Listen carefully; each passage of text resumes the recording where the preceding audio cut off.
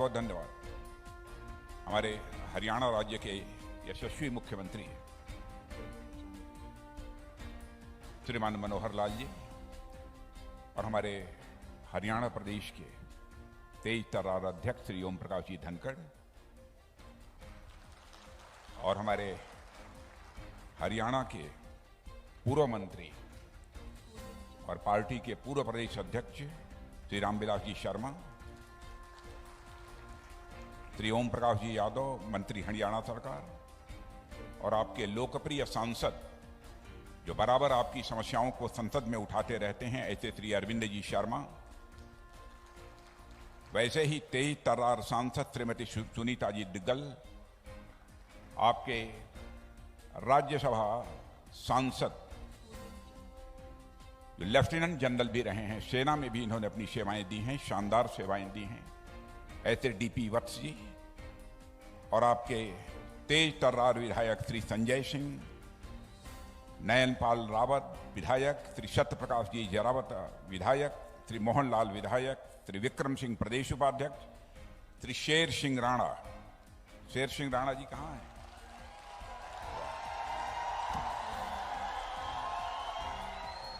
अब देखिए, या शेर सिंह नाम से ही मैंने कहा कि शेर सिंह को मैं देखना चाहता हूं। श्री सुखदेव सिंह गुगा मेड़े राष्ट्रीय अध्यक्ष करणी सेना, श्री सुरजीत सिंह राजपूत सभा अध्यक्ष, श्री दिनेश जी शास्त्री मंच संचालन कर रहे हैं और हमारे विक्रम कादियान जिलाध्यक्ष झज्जर, श्री महेश चौहान, श्री राहुल राणा और श्रीमती सुनीता चौहान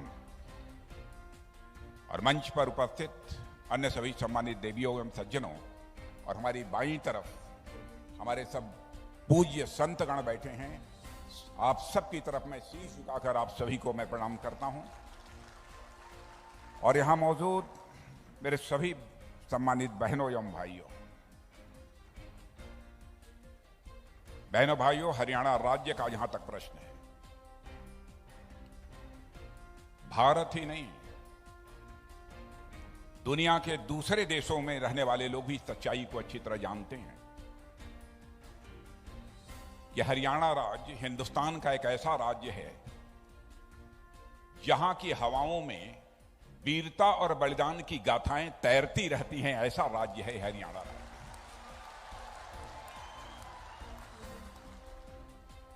और ऐसे राज्य में जब मुझे जानकारी प्राप्त हुई ओम प्रकाश जी धनखड़ और आपके यशस्वी मुख्यमंत्री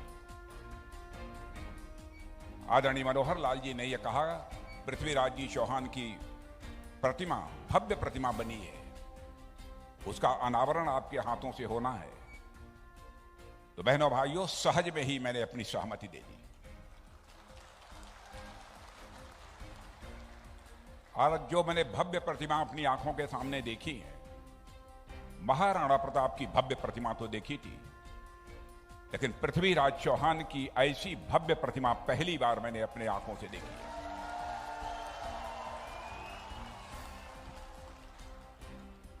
और जो ये पहल आप लोगों के द्वारा की गई है, इसके लिए मैं एक बार शीश झुकाकर आप सभी बहनों भाइयों का अपनी तरफ से हार्दिक अभिनंदन करता हूं, आप सभी का स्वागत करता हूं।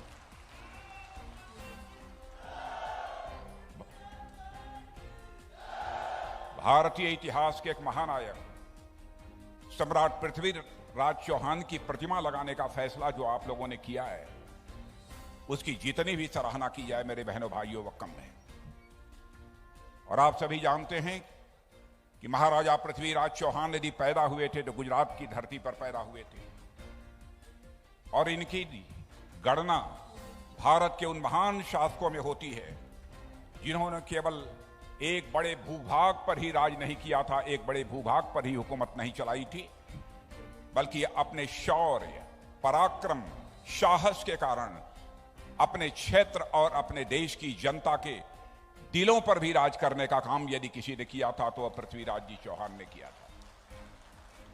मेरे बहनों भाइयों, भारत के उत्तरी क्षेत्र जिसमें आज का हरियाणा है, पंजाब है, राजस्थान है, पश्चिमी उत्तर प्रदेश शामिल हैं, पर राज करने वाले सम्राट पृथ्वीराज चौहान भारतीय जनमानस की स्मृति पटल पर अंकित थे अंकित हैं और भविष्य में भी यही अंकित रहेंगे, यह मैं विश्वास के साथ कह सकता हूं। और उनके प्रति लोगों के मन में कितना सम्मान का भाव है, इसका सहज ही अनुमान इस बात से आप लगा सकते हैं। 1100 वर्ष गुजर जाने के बावजूद आज भी लोगों के दिलों में यह तड़पन है, महाराजा पृथ्वीराज चौहान की भव्य प्रतिमा लगनी चाहिए। और इस हरियाणा की धरती पर आप लोगों ने महाराजा पृथ्वीराज चौहान की भव्य प्रतिमा लगाकर आपने दिखा दिया। मैं जानता हूं पृथ्वीराज चौहान के संबंध में बहुत सारी बातें आप लोगों ने पढ़ी होंगी इतिहास के पन्नों पर और लोगों के द्वारा भी सुनी होंगी। बहुत विस्तार में नहीं जाऊंगा, लेकिन उनके बारे में भी यहां पर मौजूद हूं तो कुछ बातें आपके सामने मैं यहां रखना चाहूंगा।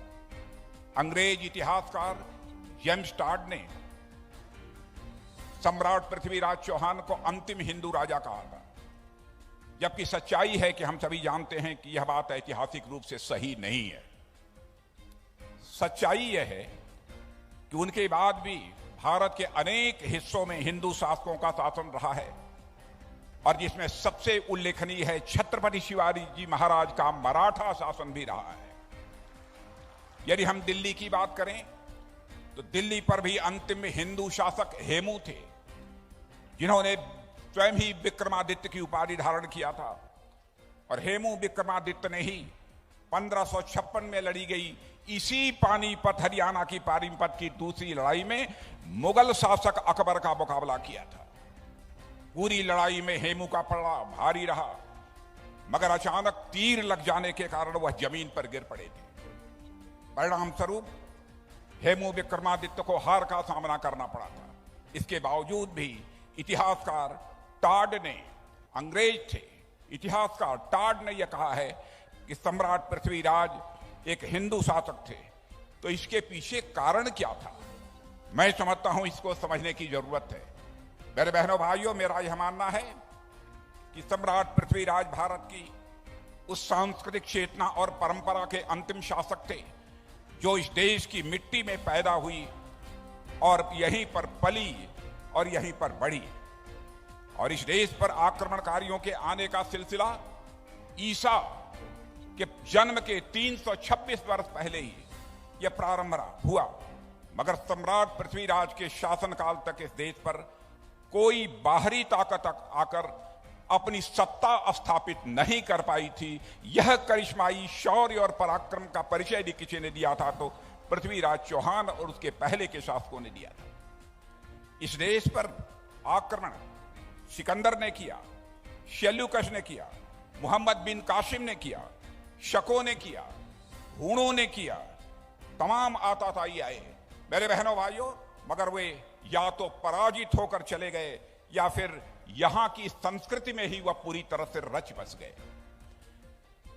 तराइन की पहली लड़ाई 1191 में जीतकर पृथ्वीराज चौहान ने दुश्मन के प्रति सदा सहायता दिखाई, दरियादिली दिखाई और दरियादिली दिखाते हुए उसे जिंदा वापिस लौटने दिया था। कल्पना कर सकते हैं पृथ्वीराज चौहान का मन कितना विशाल था, मन कितना बड़ा था। परिणाम यह हुआ कि अगले ही साल मोहम्मद गोरी एक बड़ा लाव लश्कर लेकर आया और पृथ्वीराज चौहान को इस बार हार का सामना करना पड़ा था। दुश्मन के साथ मानवीय व्यवहार करना और मेरे बहने भाइयों सदा सहायता दिखलाना और उसे माफ कर देना, वैसे आमतौर पर लोग कहेंगे कि बहुत अच्छी बात है, बड़ी दिलेरी का परिचय दिया, बड़े मन का काम किया, मगर मैं मानता हूं उसे इतना मौका दे देना कि वह दोबारा पलटकर आप पर हमला कर दे, इसे हमारे यहां एक सद्गुण विकृति कहा गया है। सद्गुण विकृति कहा गया है।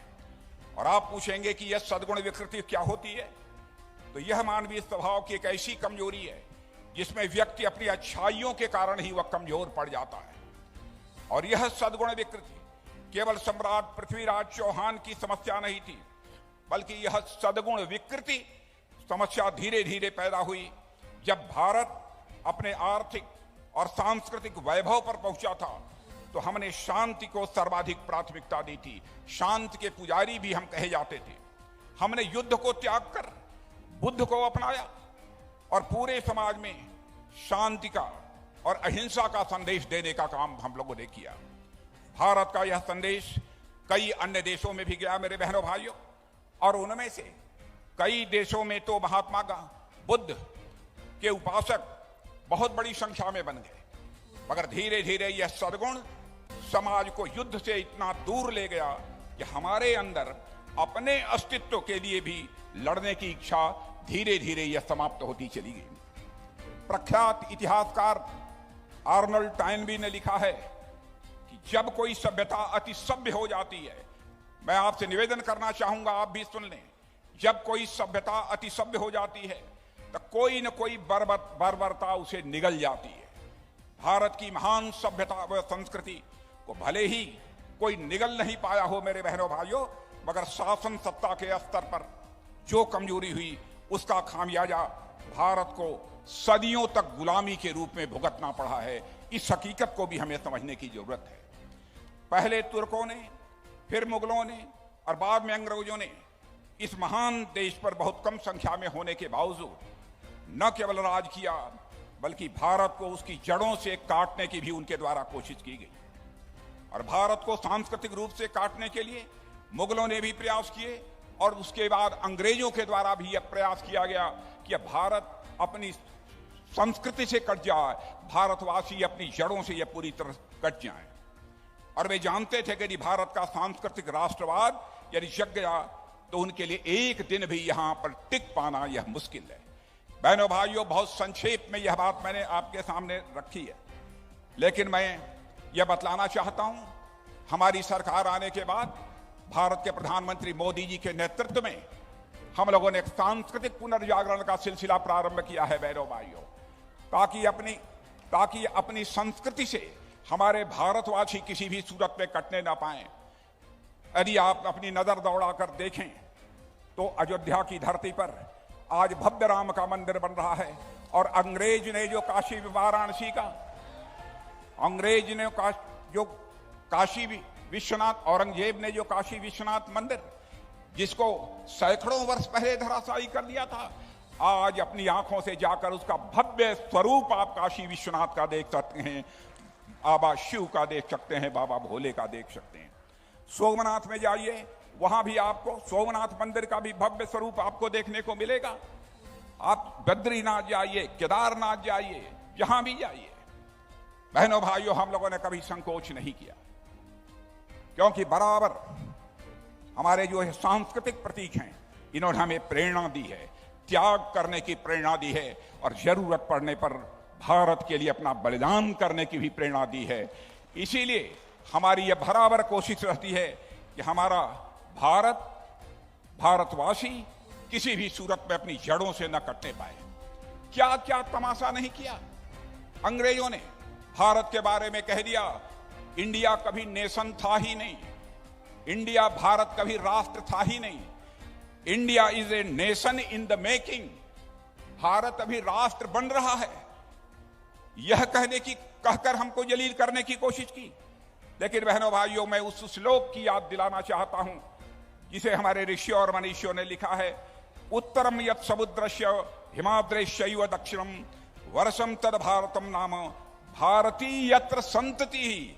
यहां पर जिसके उत्तर में समुद्र हो और दक्षिण में हिमालय हो, और उस भारत का नाम उस देश का नाम भारत है, और उसी के हम सभी संतति हैं। आसेतु हिमाचल, यह भारत हमारा एक है। यह हमारे ऋषियों और मनीषियों ने कहा है बहनों भाइयों, लेकिन बराबर यह कोशिश उनके द्वारा यह की जाती रही है। लेकिन वहीं पर स्वामी दयानंद सरस्वती, स्वामी रामकृष्ण परमहंस, स्वामी विवेकानंद देश और समाज को पुनः जागृत किया, और उन्होंने जनता को भारत की सांस्कृतिक चेतना का स्मरण कराया जो कहीं कभी वह खो गई थी। और उसी का परिणाम रहा है मेरे बहने भाइयों कि 1947 में भारत को जाकर आजादी मिली है। इस हकीकत को भी हमको समझना चाहिए। और सत्ता बदली है, उसके बाद भारत की क्या स्थिति रही है उसके बारे में बहुत विस्तार में मैं नहीं जाना चाहूंगा, लेकिन मैं यहां पर निश्चित रूप से चर्चा करना चाहूंगा कि बहनों भाइयों, दुनिया के दूसरे देशों में जाओ, दुनिया के रहने वाले लोगों से पूछो, आज सारी दुनिया यह मानती है कि भारत अब यह कमजोर भारत नहीं रहा है, बल्कि भारत अब यह दुनिया का ताकतवर देश बन चुका है। एक धारणा सारी दुनिया में भारत के बारे में बनी है। हमारे प्रधानमंत्री मोदी जी की आपने अखबारों में भी देखा होगा, दुनिया के भिन्न भिन्न देशों के राष्ट्राध्यक्षों के द्वारा प्रशंसा की जा रही है। क्या कभी आपने इसके पहले सुना था?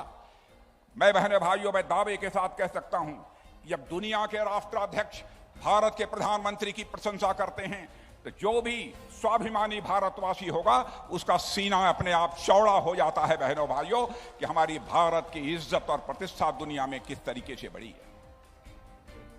पहले भारत अंतर्राष्ट्रीय मंचों पर कुछ बोलता था तो लोग भारत की बातों को गंभीरतापूर्वक नहीं लेते थे, लेकिन आज यदि भारत अंतर्राष्ट्रीय मंचों पर कुछ बोलता है तो लोग कान खोलकर सुनते हैं कि भारत बोल क्या रहा है। यह भारत की हैसियत दुनिया में बनी।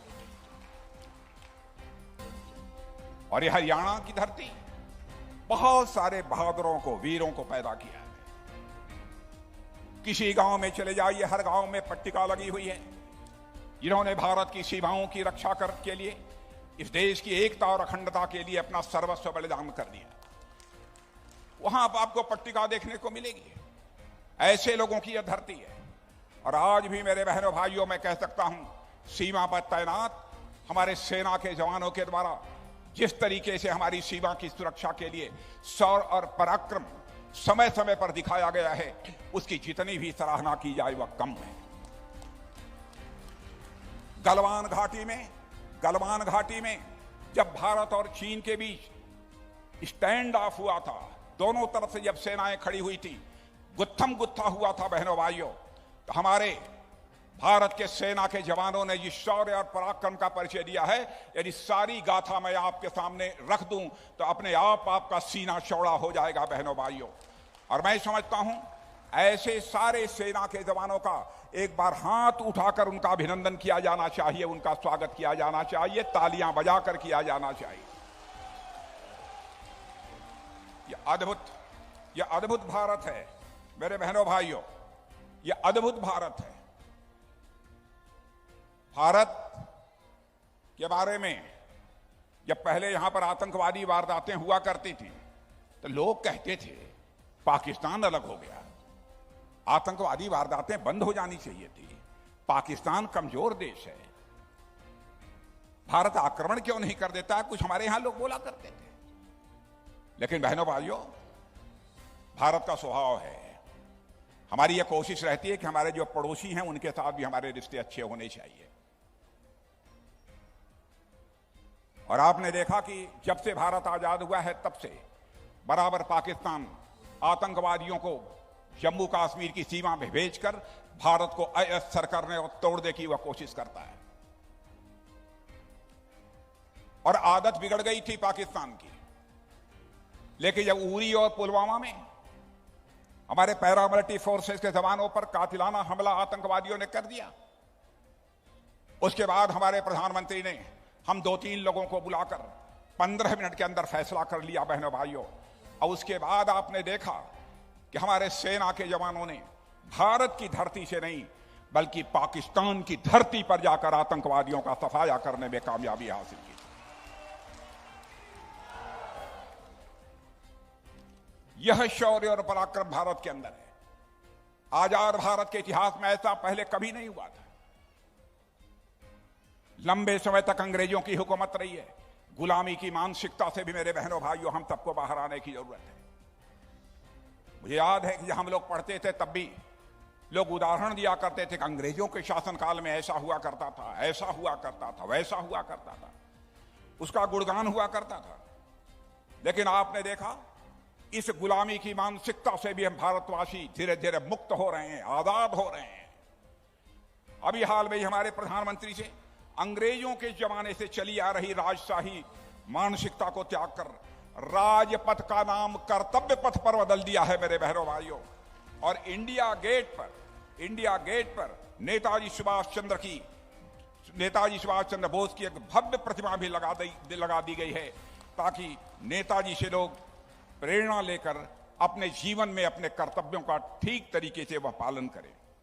इतना ही नहीं, अभी हाल ही में रक्षा मंत्रालय की भारतीय नौसेना, इसका एक अंग्रेजी निशान था इस पर, और वह सेंट जॉर्ज के समय का था।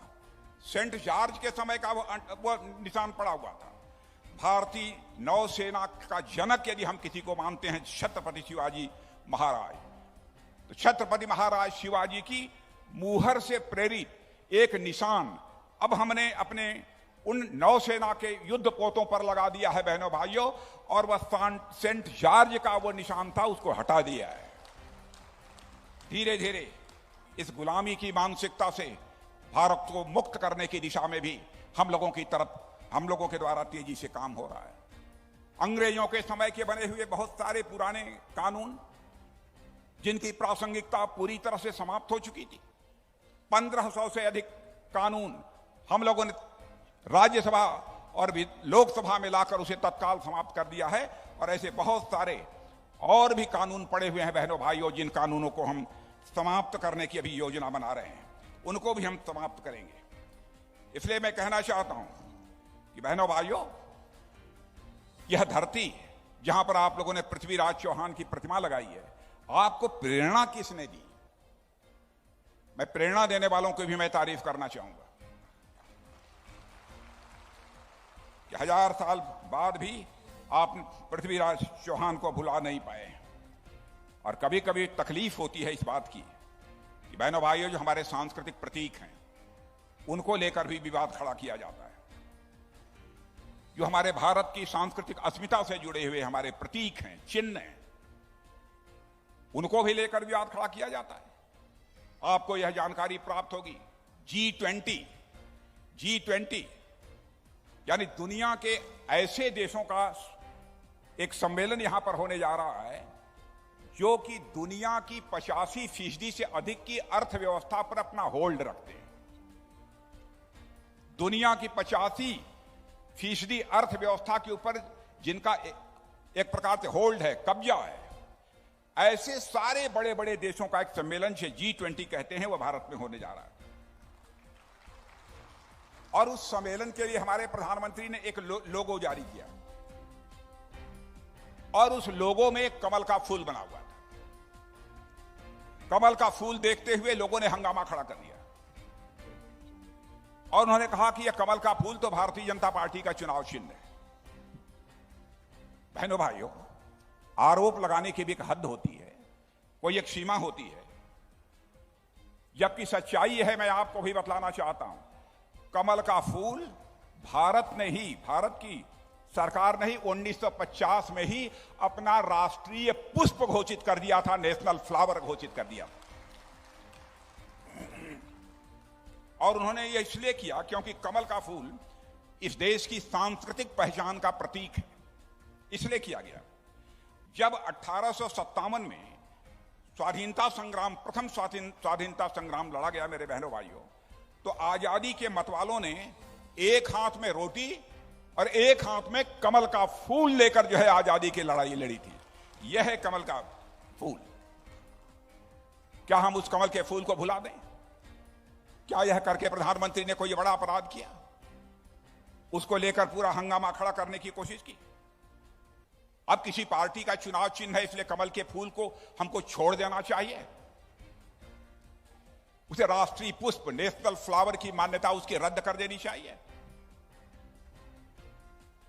यदि किसी राजनीतिक पार्टी का चुनाव चिन्ह पंजा है तो क्या इस पंजे को काट देना चाहिए? पंजे का भी शब्द प्रयोग करना ही नहीं चाहिए। यदि किसी का चुनाव चिन्ह साइकिल है तो क्या साइकिल छोड़ देनी चाहिए? साइकिल पर नहीं बैठना चाहिए? क्या केवल चुनाव चिन्ह होने के नाते? बहनों भाइयों, कुछ लोग ऐसे हैं जो भी हमारी चीजें भारतीय संस्कृति की अस्मिता के साथ जुड़ी हैं, उनसे वह परहेज करने की कोशिश करते हैं। लेकिन आप आश्वस्त रहिए कि बहनों भाइयों, जब तक हमारी यह सरकार है, हम भारत की सांस्कृतिक अस्मिता पर किसी भी सूरत में आंच नहीं आने देंगे, चाहे उसके लिए हम सबको कितना भी बड़ा बलिदान करना पड़े। कैसी अद्भुत संस्कृति है हमारे भारत की। दुनिया का अकेला देश यह भारत है मेरे बहनों भाइयों, जहां के रहने वाले ऋषियों और मनीषियों ने भारत की सीमा में रहने वाले लोगों को ही अपने परिवार का सदस्य नहीं माना है, बल्कि पूरे विश्व की धरा पर रहने वाले लोगों को अपने परिवार का सदस्य मानते हुए वसुधैव कुटुंबकम का संदेश सारे विश्व को देने का काम यदि किसी एक देश ने किया है तो हमारे और आपके देश भारत ने किया है। बहनों भाइयों, इतना बड़ा, इतनी बड़ी संस्कृति, क्या उससे भारत कटकर अपनी अस्मिता बचा सकता है? क्या भारत जिंदा रह सकता है? अब इतना ही नहीं, बहनों भाइयों, हम किसी भी सूरत में जो भी गुलामी की मानसिकता रही है अथवा गुलामी के जो भी प्रतीक हैं, सारे हम प्रतीकों को समाप्त करेंगे। यह हमारी सरकार का संकल्प है। हमें कोई रोक नहीं सकता है। भारत अब धीरे धीरे आगे बढ़ रहा है और आपको जानकर खुशी होगी इस बात की, कान खोलकर आप भी सुन ले बहनों भाइयों, भारत के प्रति आपके मन के अंदर भी हृदय में गौरव का, स्वाभिमान का एक भाव पैदा होना चाहिए कि जो भारत अर्थव्यवस्था के आकार के मामले में 2014 के पहले 10वें 11वें स्थान पर था, 8 साल में ही वह करिश्मा यह हुआ है कि वह अर्थव्यवस्था के आकार यानी इकोनॉमी की साइज में वह हमारा भारत 10वें 11वें स्थान से जंप करके अब दुनिया के 5 बड़े देशों की कतार में आकर हमारा भारत खड़ा हो गया। और मैं आपको विश्वास दिलाना चाहता हूं मेरे बहनों भाइयों, वह दिन दूर नहीं है, वह दिन दूर नहीं है। 8 से लेकर 10 वर्ष के अंदर हमारा यह भारत दुनिया की टॉप 3 अर्थव्यवस्थाओं में आकर खड़ा हो जाएगा। टॉप 3 अर्थव्यवस्थाओं में आकर हमारा भारत खड़ा हो जाएगा। और याद रखिएगा, आजादी के जब 100 वर्ष पूरे होंगे 2047, इस संभावना को नकारा नहीं जा सकता बहनों भाइयों। 2047 आते आते अमेरिका को, चीन को पीछे छोड़कर इस संभावना को भी नकारा नहीं जा सकता कि भारत दुनिया की सबसे बड़ी अर्थव्यवस्था बन जाए, नंबर 1 पर यह भारत पहुंच जाए। आवश्यकता है कि भारत की इस राजनीतिक और सांस्कृतिक एकता को बनाए रखने की, और मैं समझता हूं इसके लिए हम सबको प्रेरणा लेनी चाहिए। पृथ्वीराज चौहान जैसे और अन्य बहुत सारे हमारे लोग हैं।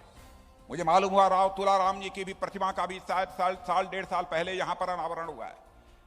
मैं सभी लोगों का नाम यहां नहीं लेना चाहता, बहुत दूर जाकर, लेकिन मुझे जानकारी दी गई है राजा नाहर सिंह जी का कि प्रतिमा भी यहां पर लगी हुई है।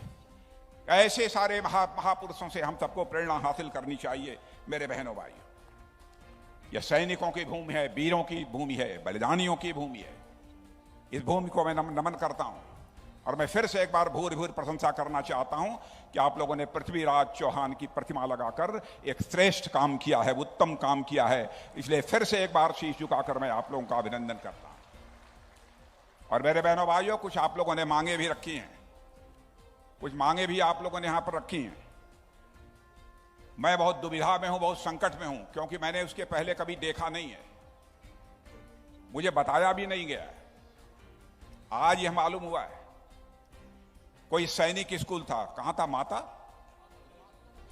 मातनेल। अब वो 88 में शायद किसी ने आकर घोषित किया था, लगभग नहीं 88 में, जल फर्नांडिस में 2002 में हुआ था। अब वो नहीं हुआ, पॉलिसी बदल गई है। हमारे आने के पहले पॉलिसी बदल गई है। लेकिन आप लोगों ने कहा है तो आप लोगों की बातों को मैं बहुत गंभीरतापूर्वक ले रहा हूं। अरे भाई तुरंत ताली मत बजाइए। मैं आप लोगों की बातों को बहुत गंभीरतापूर्वक ले रहा हूं। मैं जाकर देखूंगा क्या है। अब हमको जानकारी है नहीं, यहां आने पर जानकारी मुझे हुई है। जाकर मैं देखूंगा, रंश मात्र भी यदि गुंजाइश होगी तो जरूर मैं उस काम को करूंगा। लेकिन फिर से ध्यान से सुन लीजिएगा, क्योंकि राजनाथ सिंह ने अपनी जिंदगी में राजनीति जनता की आंखों में धूल झोंक कर कभी नहीं किया है।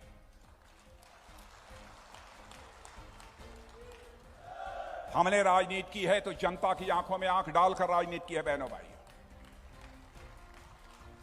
और आजाद भारत की राजनीति की सबसे बड़ी विडंबना रही है कि नेताओं ने बहुत सारे आश्वासन दिए हैं। आंशिक रूप से अपने आश्वासनों को पूरा कर दिया होता तो आज के 25, 30, 40 साल पहले ही भारत हमारा दुनिया का एक धनवान देश बन गया होता, ताकतवर देश बन गया होता।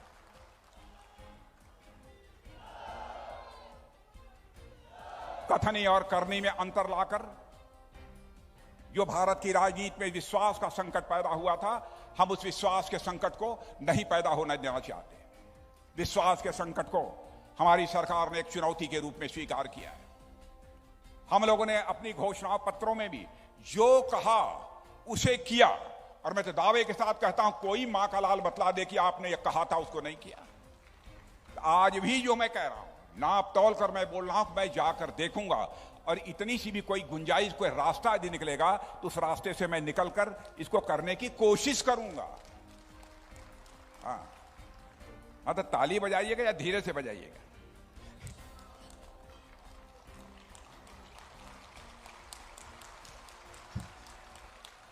हाँ, मैं तो पहले ही जोर से ताली बजा दिया, अब मैं दूसरी बार आया तो आपने कहा साहब आप कह गए थे, इसलिए। बहनों भाइयों, मुझे खुशी है कि आप लोग कोई धर्मशाला बना रहे हैं और देखा आपने हमारे मुख्यमंत्री जी ने बहुत दरिया दिली दिखाई है, बहुत दरिया दिली दिखाई है। अरे नहीं दिखाई है, अरे एक रहस्य उसके पीछे छिपा है, एक रहस्य छिपा है, आप लोगों को मालूम नहीं है। बहनों भाइयों, मैं दावे के साथ कह सकता हूं, चाहे अन्यथा कोई ले, आपका मुख्यमंत्री, आप चाहे जो भी कह लें, संत प्रकृति का मुख्यमंत्री है। बहनों भाइयों, संत प्रकृति का आपका मुख्यमंत्री है। विनम्रता, शालीनता की पराकाष्ठा है। जनता के लिए कुछ कर गुजरने की उनके दिलों में तड़पन है। और मैं किसी की प्रशंसा केवल इसलिए नहीं करता हूं कि वह मुख्यमंत्री हैं इसलिए प्रशंसा की जाए। सभी राज्यों में जाता हूं, सभी की प्रशंसा नहीं करता हूं। नजदीक से मैंने देखा है, कोई छोटी बात है, सत्ता के शिखर पर कोई बैठा हो और कोई मां का लाल उंगली उठा कर यह कहने की हिम्मत नहीं कर सकता कि उसके दामन पर कोई भ्रष्टाचार की दाग लगी हुई हो। यह कोई छोटी बात नहीं है। लेकिन मैं कहूंगा कुछ लोगों ने करिश्माई काम किया है। हमारे अरविंद शर्मा जी, हमारे सांसद, उन्होंने कहा साहब धर्मशाले के लिए हम लोग पैसे की कमी नहीं करने देंगे, 11 लाख रुपया मैं दूंगा। ओम प्रकाश जी यादव, कहां है ओम प्रकाश जी? बताइए, हमारे ओम प्रकाश यादव, इन्होंने कहा 11 लाख रुपया मैं भी दूंगा इस धर्मशाला बनवाने के लिए। और इतना ही नहीं, और हमारे प्रदेश अध्यक्ष, जिनके खड़े होने पर, भाषण देने पर आप तालियां बजा रहे थे, लंबे चौड़े हैं, ओम प्रकाश जी धनखड़, इन्होंने कहा ये लोग देंगे तो क्या मैं नहीं दूंगा, मैं भी 11 लाख रुपए इसमें दूंगा। ओम प्रकाश जी धनखड़ भी देंगे। और देखिए, हमारे राज्यसभा में सांसद हैं लेफ्टिनेंट जनरल टीपी वत्स जी, उन्होंने भी कहा इस दौड़ में मैं भी पीछे नहीं रहना चाहता हूं, मैं भी 11 लाख रुपया दूंगा।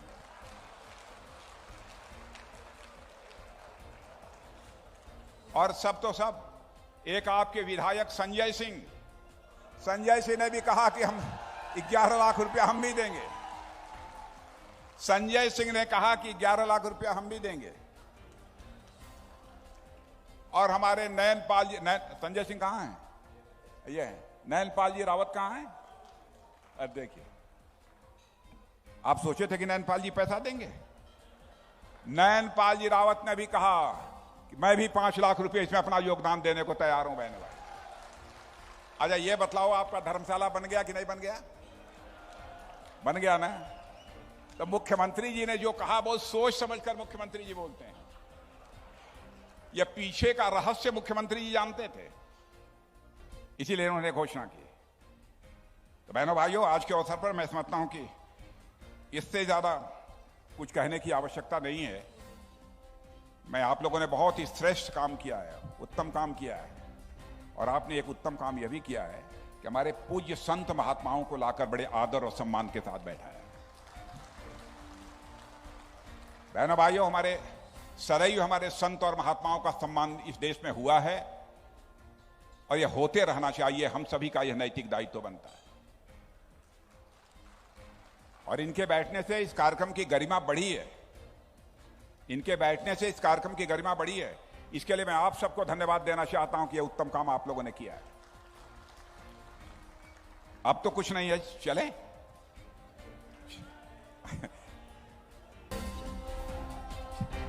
चलें चलें, अब चलें कि ना चलें? अरे भाई पीछे के लोग बतलाइए, चला जाए कि ना चला जाए? नहीं चला, नहीं चलते हैं, फिर आएंगे। नहीं, आप लोगों ने खाने पीने की कोई व्यवस्था नहीं की है, मैं चल रहा हूं।